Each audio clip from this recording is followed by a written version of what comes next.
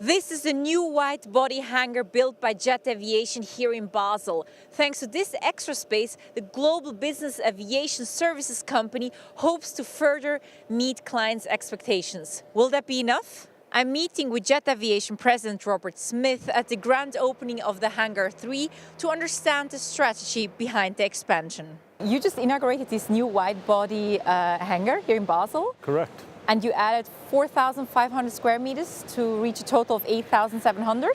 Correct. We had two hangars here, what we called Hangar 3 and 4, which were 50-year-old hangars that needed either a major modification or refurbishment, or we had the idea to knock down those hangars and basically put up this new wide-body hangar that gives us more than twice the space and quite a bit more flexibility. And why was this so needed?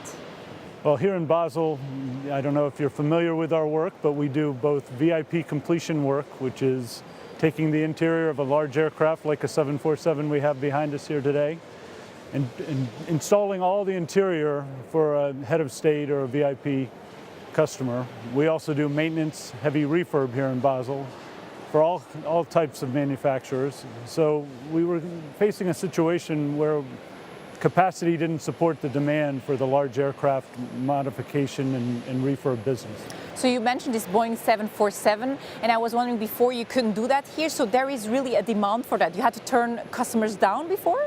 We had to turn customers down. We have capability to bring a 747 into some of our hangars, but this gave us additional capacity so that now we can be more flexible. Because unfortunately, once we tell a customer that we don't have a slot for them, we run the risk of losing that relationship longer term, because it may not just be the one job we're turning down, it may be all the future work. So we really try and take care of our customers and make sure we have the capacity to do the work they need done. How many planes can you fit in here? So we have a 747. In this hangar, we can fit two large aircraft. So we could fit, for example, two 777 aircraft concurrently and then a few smaller business jets. Or if we were configuring it for the smaller, large cabin business jets, we could have up to 20 aircraft that would fit into this hangar. So, but coming back to these big aircraft, this belongs to a private person. Is this correct? The aircraft that our customers can be either head of state customers, we support many government customers, we support businesses, and we support private individuals. It depends on who's procuring the aircraft and we try and support each of them. Okay. Then Jet Aviation was founded by the Swiss Karl Hirschmann in 1967. Correct. Correct. Based in Basel, and now it's owned by an American firm, General Dynamics. Correct. I was wondering, why are you sticking still to Basel? Is it because the origins are here? A little bit. I mean, we were founded here in Basel. We're still a Swiss company. Jet Aviation is a Swiss company that's wholly owned by General Dynamics, an American company. And really, Basel has been where we've developed the expertise over the last 51 years. So we have fantastic employees, we have support of the airport, we have support of the local communities. So we've been able to develop the reputation as the hub for business aviation here in Europe. And you also said that you want to are you creating jobs with this new hangar? Sure. What kind of jobs are they? These are mechanics, these are craftsmen that build the cabin or the monuments that go into the cabin. So we have all types of highly skilled labor that we'll be hiring to help support the growth we anticipate coming from this hangar. I mean, Basel Airport is quite special. We're standing on French ground. Are those Swiss jobs that will open? So we are in the Swiss sector of the Euro Airport. So we are on French soil, but we are in the Swiss sector. So our company is Swiss, as I mentioned earlier. Our contracts are Swiss contracts, and we hire from the region. So it could be any of the regional countries that help feed our workforce here. What is so unique about this place? I heard the capacity is extreme. It's your biggest hub, isn't it? You have around 50 locations, Jet Aviations around the world, but opening this one is a statement for Basel. Right. So yes, we have 50 locations around the world, but our portfolio is not just doing the maintenance and completion work we do here today. So we try and provide services, full service support for all of our customers throughout the business aviation services space. So that means FBOs, where what does that mean? An FBO is a fixed base operation And it's basically the hub where a private jet lands. So instead of being pulled up to a gate in an airport, you taxi up to an FBO, and a company such as Jet Aviation will handle the aircraft and make sure that the customers on board are taken care of. The luggage is brought off the aircraft. We clear customs and the like. You do that in Zurich as well? We do that in Zurich and in 28 other locations around the world.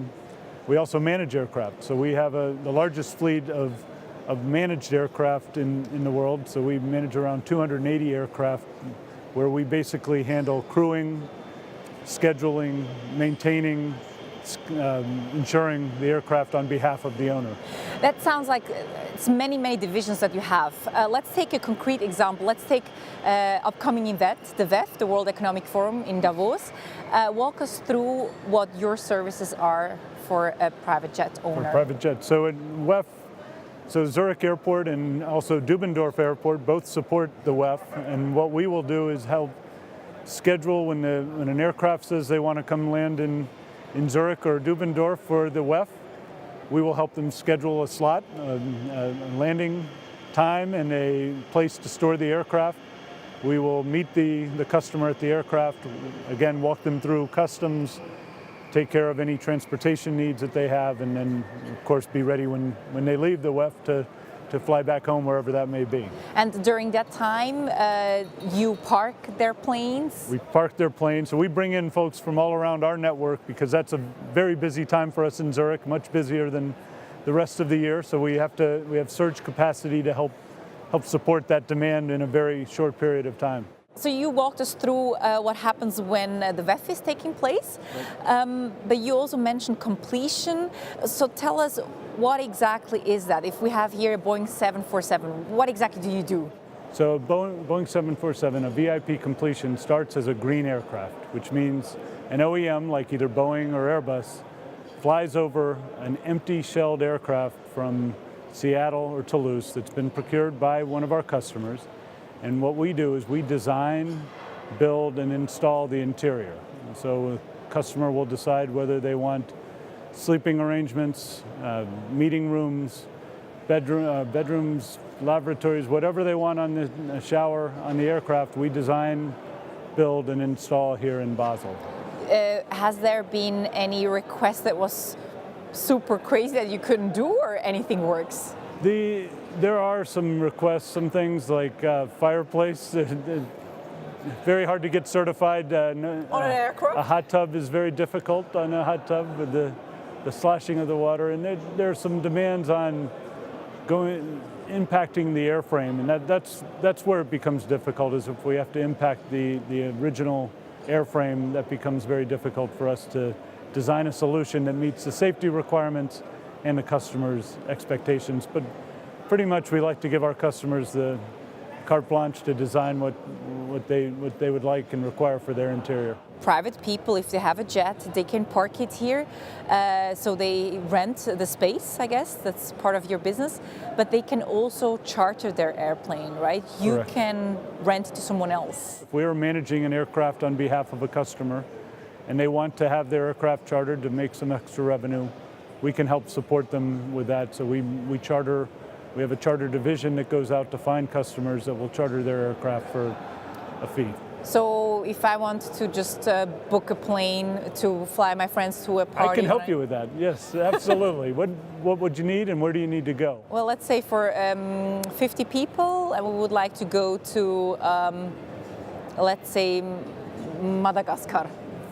50 is an awful lot of people for a business jet because some of the regulations require a 19 passenger max, but we could certainly charter a commercial flight for you. But if you wanted to get... Let's say 15 then. 15 people. So one of the beauties of business aviation is we can provide point-to-point service. So the commercial airlines aren't able to serve in as much detail and as much flexibility as we can. So we can support the businesses throughout the world that they can have operations in remote locations that we can get them to in a very efficient manner. Well, how much would that cost me?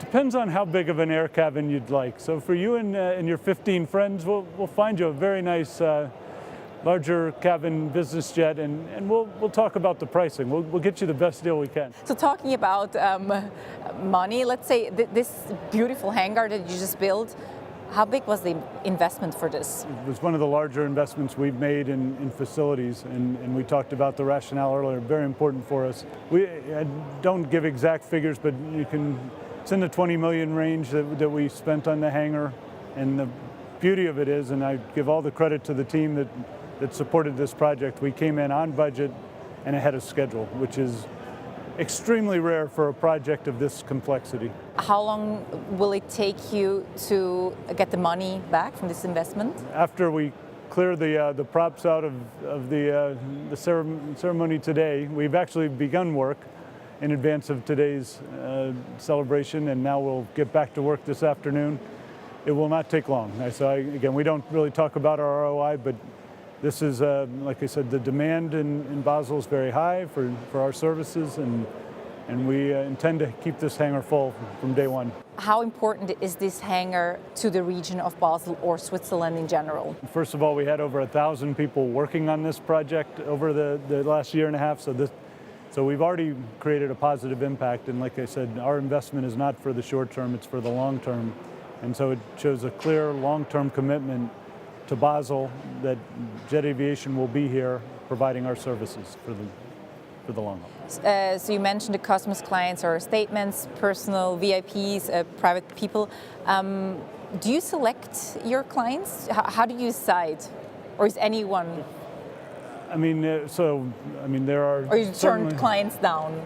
Certainly, we are a publicly traded U.S. company, so we have some compliance rules that are, of course, important for a business such as ours. So there are some customers that we're not able to take for that reason. But when it comes to a dual need for one slot, we try and be as transparent as we can, work with both of our customers who may have a need for the same slot, and tell them what's available, and then it's really a matter of who signs up first. So what's important to me is that we have that transparency and that communication with the customers to let them know that there's a potential restriction or capacity issue in one of our sites. I'm just thinking, flight safety-wise, I guess people that are turned down or maybe, could be a danger to flight security, or is it a specific country or ethically that you would turn a client down?